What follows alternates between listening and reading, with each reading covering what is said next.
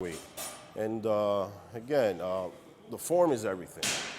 Form is everything. I've always emphasized that. I always make a point of it because it's very crucial.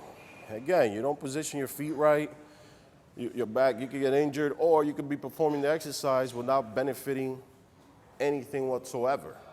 So let's go here in the free weight bar. I will show you there, and then I will show you in the Smith. Two different machines.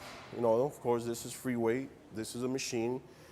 The difference is, on this one, you have to have a lot more concentration. Why? Because now you have the bar behind you. At the same time, you have to keep the balance. And after the balance, you have to perform the exercise. So those are key things you have to remember. Unlike the Smith, basically, it's just stabilizing yourself on the bar and just worrying about the movement because the balance is already kept by the machine, all right? So let's start over here with the free weight bar.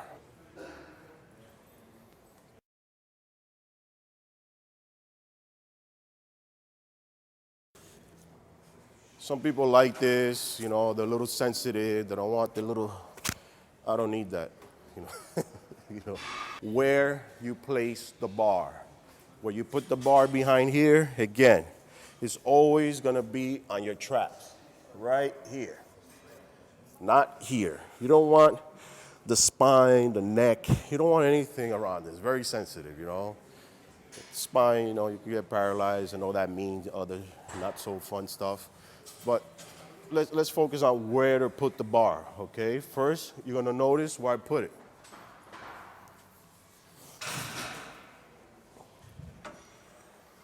Right on the trap. Okay, this is where it is. All right. Now, to perform the exercise, I'm going to show you. With this, again, it's like always, guess what? Chest up. Chest up is always important. And your feet positioning varies with each person's height. A shorter person might not go that wide. They might go a little less wide, you know. As you keep getting taller, a little wider. And then you're just 6 feet and above, guess what? You have to go a little wider. Why? So let's just say I go too narrow. If I go too narrow for my height, this is too narrow. What's gonna happen? My back is arched, everything's perfect. My feet positioning are not. Guess what? This is what's gonna happen. See? It becomes a back exercise. I'm not doing lower back. I'm doing squats. I'm doing legs. Right here. This is where it's at. Chin up. Because if you keep your chin down, guess what's gonna happen? You're gonna go down. You don't want that, okay? Chin up, chest up, knees slightly bent, and you're ready to go. How low can you go? Low enough where your buttocks and your legs are parallel to the floor. That's it. Let me give you a side profile so you can kind of see it. A little quick side profile. See how low I go? Again. Right there. See where you are? Getting the legs. Right there. See, not leaning forward, not too far back, arched, chin up. Chin up. Chin up. It's great.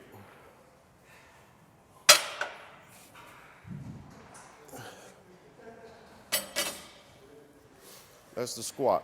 See, that's the squat right there. He knows what he's doing.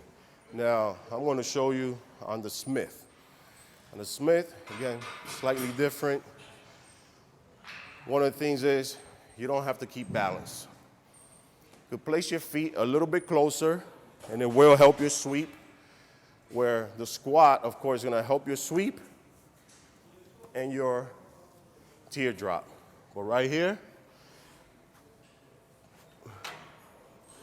is always one step under your eyes. That's it. One step, one step. See, that's it. When you go down, basically, it's your back arches were low enough.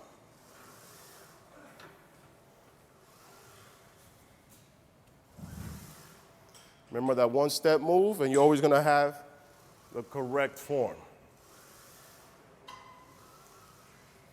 On the squat, never ever lock your knees. You don't wanna lock your knees. Always a little bent, never to the bottom, okay? You don't wanna go way down here. That opens up your knees, is no good, okay?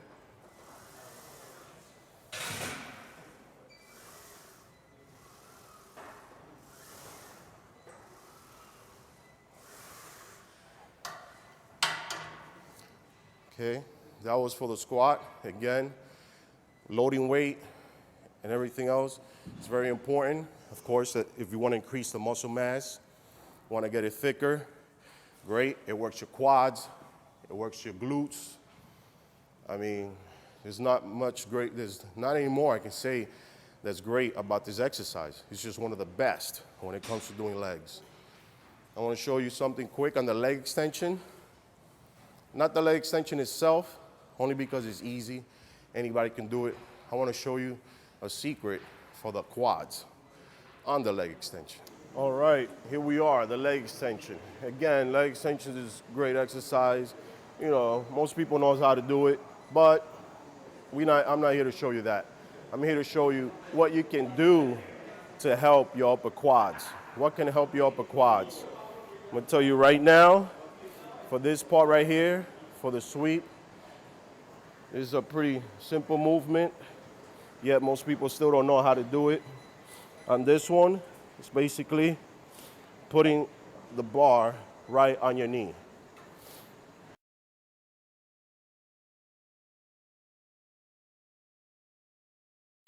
Why is this great? Because this actually helps your upper quads and your abdominal area, okay? So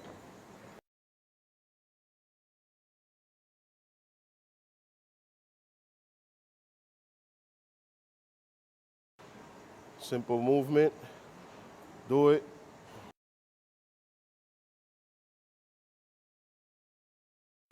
Works right here, this area. And it's for the quads. Very short movement, but effective movements. And usually, some people have a problem acquiring this upper area. It's a very detailed area. It comes into play when many guys compete or anybody have weak hips. If you have weak hips, this is a very good exercise again. And it helps, again, it helps with the abs as well.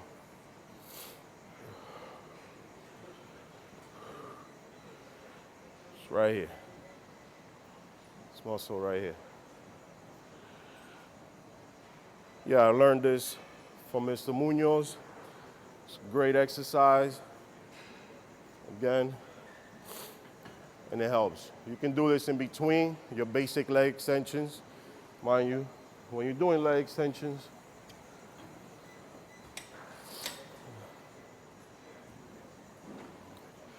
on this one, most people kind of go too far down. You always want to keep that pressure.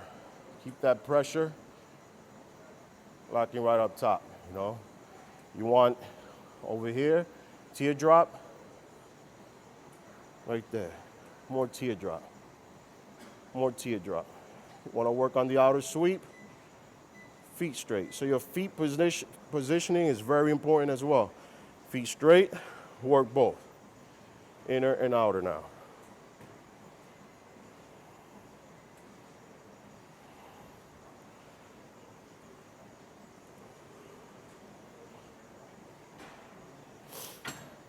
All right, so that's for the quads.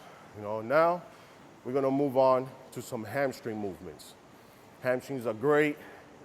It completes the entire leg area. It's awesome. I love them. But most people still hate them because they can't see them. You get an annoying pump. It's very annoying. Even to this day, I find it annoying, but It's a lot of fun exercises to do for hamstrings. I'll show you my favorite. Okay, right now I'm going to show you a hamstring exercise. This one is the single hamstrings leg curl. Single is good, it's actually great only because many times when you're doing double hamstrings, one of them usually helps the other. But this one actually gives you the opportunity to have that weaker one get its strength back. And with this one, I would have to say it's kind of comparison to a concentration curl. You notice that concentration, you really bring the weight down and you squeeze, and you kind of go down and you squeeze. Well, it's the same idea over here. And again, you know, this is a great exercise, you know, and anybody can do it. Women, you want to get that shape. I'll show you three different positions that'll hit three different areas of the hamstrings. It's not as just simple as a leg curl. I'll show you.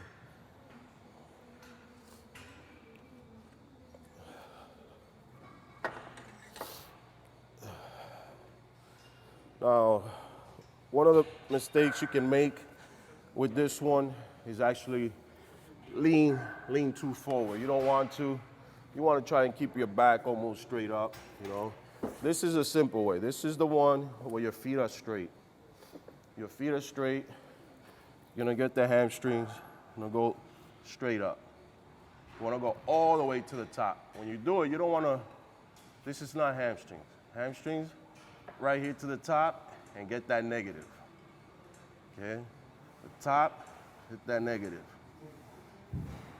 Top, and the negative. Top again, and negative. Now, here's what I'm going to show you.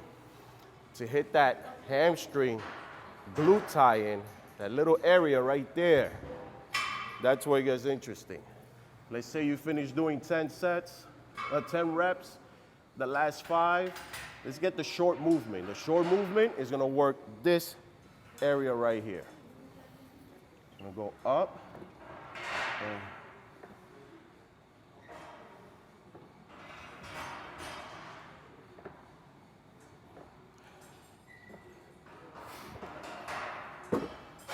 again, that was for the full hamstrings, the attachment right here. Now, some people have a problem with getting hamstrings down here, right at the bottom. Guess what? Foot positioning. You notice my feet were straight on this one. Well, to hit this inner area, come through the back, come through the back. Yeah. I was doing it straight, but on this one, foot positioning. My toes are going to be in. Notice my toes are in. By my toes being in, it will hit the inner area.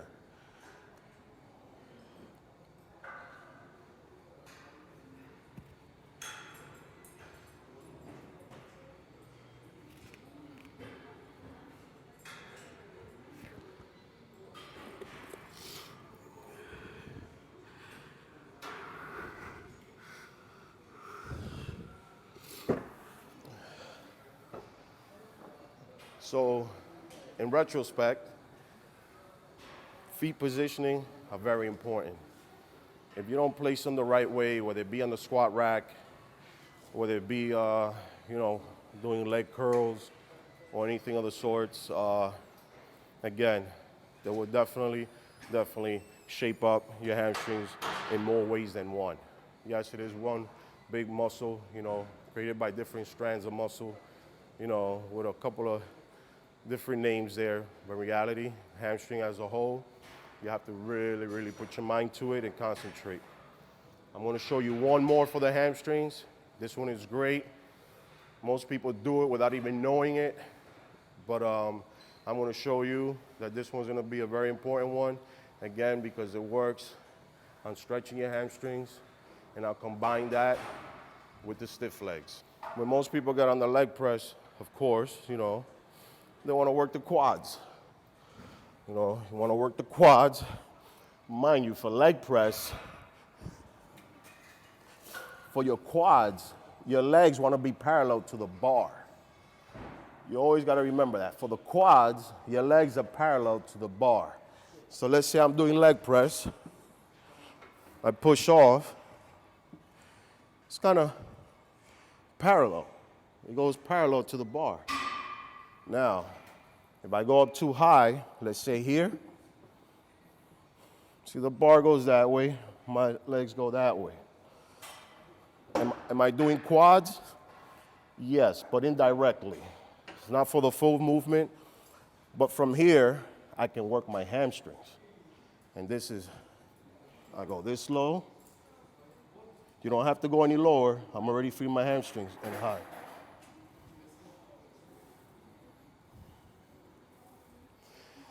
The weight is a little light.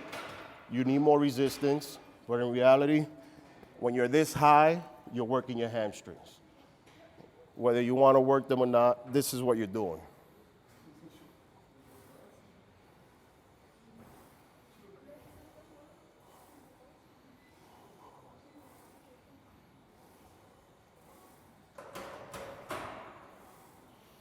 Now, if you were doing quads again, feet lower down here, parallel, and now you can go a little bit lower.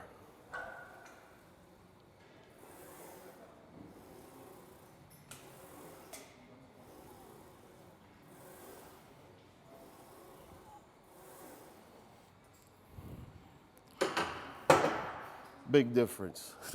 And usually, when I'm finished up with the hamstrings, of course, I like to finish off with some stiff leg deadlifts. You can do the bar, you can do dumbbells. Right now, I'm going to show you the plate.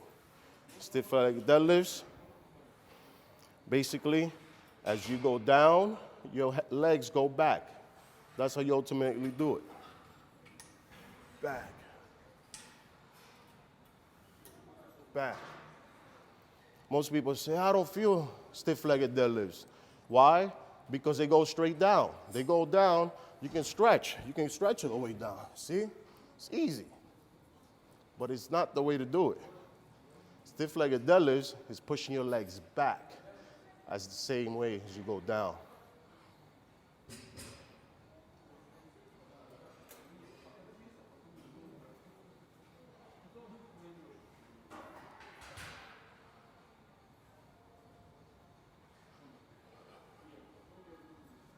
Again, great finisher, awesome, helps the hamstrings, get that tightness. Again, gives you that football shape, American football shape, that is. But it's definitely one of the exercises, especially women, they should consider finishing with. Hope you like the tips. Over here, Victor Martinez, for Sport Life, where you learn the best and where the best train.